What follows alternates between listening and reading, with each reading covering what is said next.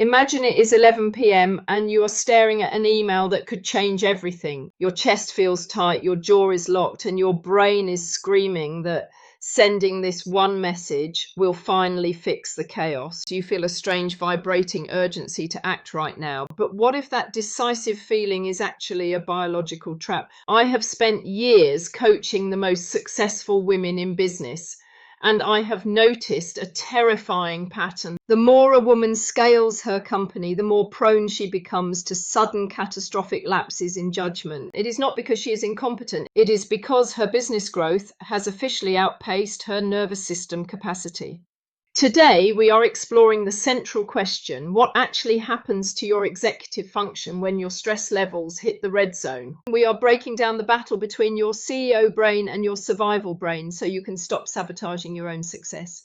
To understand why you make these high stakes mistakes, we have to look at the internal board of directors living inside your skull. This is your prefrontal cortex, or the PFC. In the world of neurobiology, the PFC is the undisputed CEO. It is the part of your brain sitting right behind your forehead that is responsible for long-term planning, impulse control, and complex problem solving.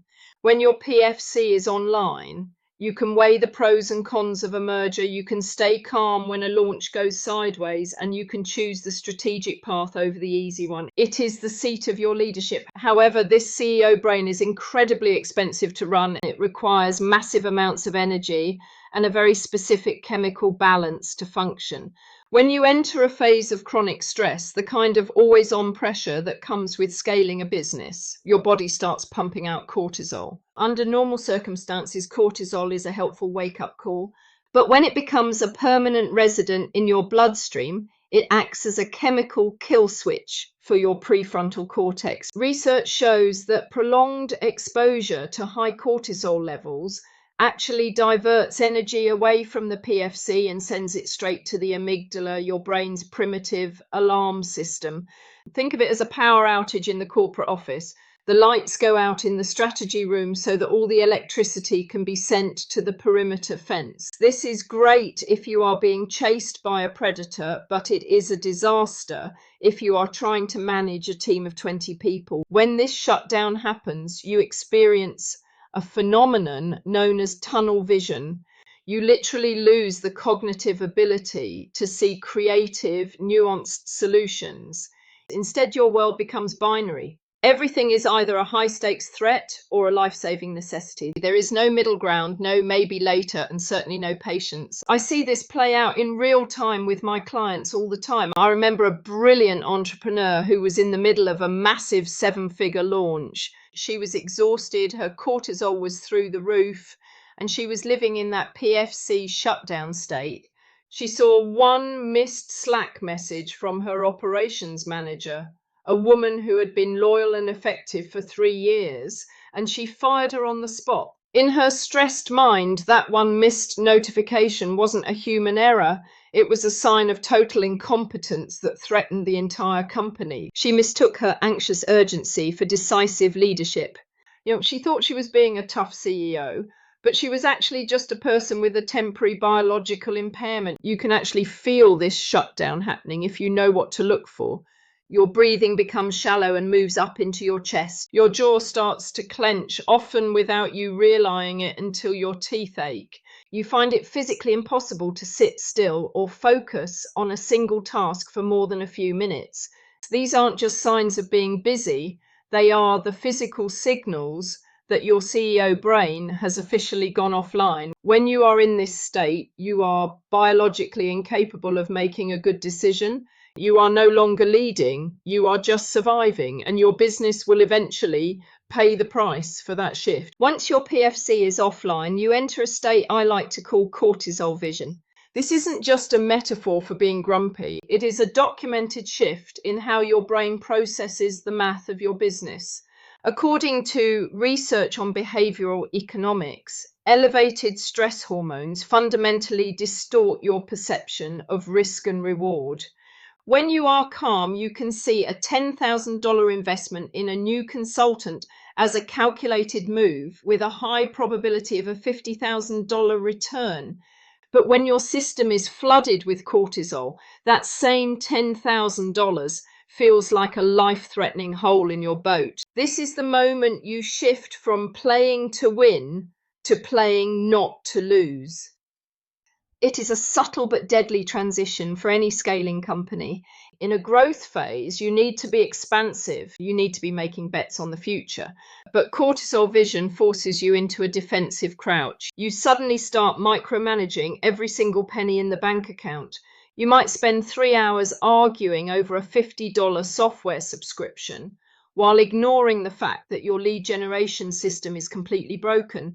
You should be investing in the next level of support, hiring that executive assistant or the director of operations, but your brain tells you that holding on to every cent is the only way to stay safe. The biological reason for this is something called loss aversion. We all have it, but stress turns the volume up. The drive for perfectionism is often the very thing that keeps your cortisol levels permanently peaked. You think that by checking every detail you are being diligent, but you are actually just feeding the monster that keeps your brain in a state of high alert. This creates a loop where the fear of making a mistake triggers more stress, which then makes it even harder for your prefrontal cortex to function.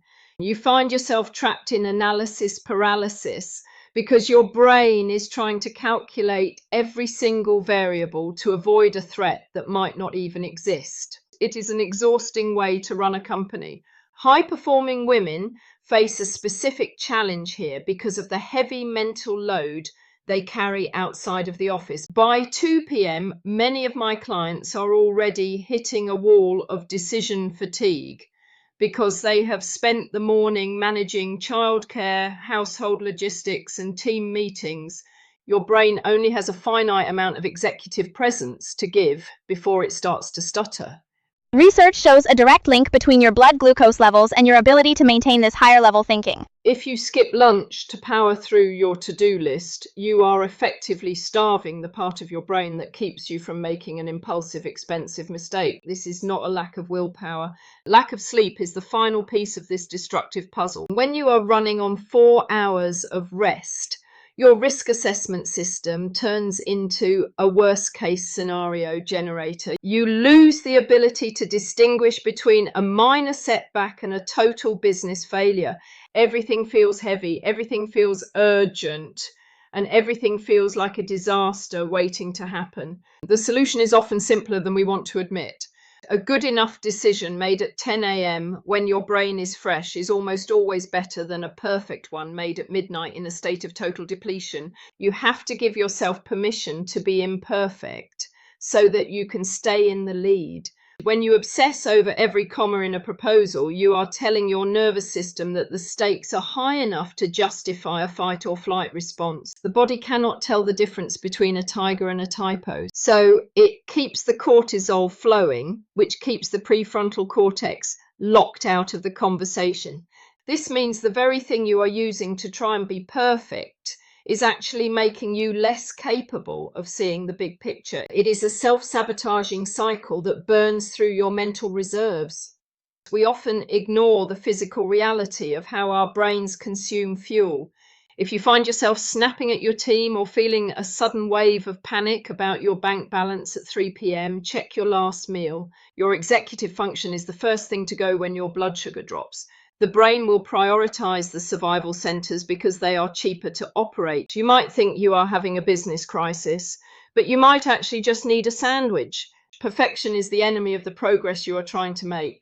The most successful leaders I know are the ones who have learnt to trust their good enough instincts when they are tired. They know that a fast decision allows the team to move forward, even if it needs a small correction later. Waiting for total certainty is just another way of staying stuck in the stress loop. Make the call, then go to sleep. If you want to stop making these expensive mistakes, you need a system that works with your biology instead of fighting it. I call this the pause protocol. It is a simple, non-negotiable boundary for any decision over a specific dollar amount.